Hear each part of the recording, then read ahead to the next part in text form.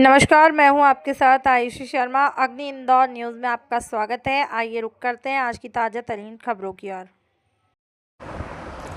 बुरहानपुर शहर की joints group of Burhanpur सहेली द्वारा शनिवार दोपहर को स्थानीय सावित्रीबाई फूले हायर सेकेंडरी कन्या स्कूल पर बालिकाओं में रचनात्मकता जागृत करने के उद्देश्य से राखी बनाओ प्रतियोगिता रखी गई, जिसे लगभग 50 बालिकाओं ने हिस्सा लिया और बालिकाओं ने उपलब्ध सामग्री जैसे कि मोती, बिल्ली, ईयरबड और ऊन, धागे, सितारे परिसर पर उपलब्ध फूल बत्ती आदि सामग्री से बहुत ही सुंदर राखियाँ बनाई। इस अवसर पर फेडरेशन ऑफिसर अंजू काटरवार ने सभी बच्चों को राखी की अग्रिम बधाई दी। अध्यक्ष मंगला दुबे ने कहा कि हम विद्यालय पर छात्राओं के लिए विभिन्न प्रकार की प्रतियोगिताएं करवाते रहेंगे, जिससे बच्चों में रचनात्मक विकास के साथ आत्मविश्वास बढ़ेगा और राखी प्रतियोगिता का निर्णय भी प्रचारण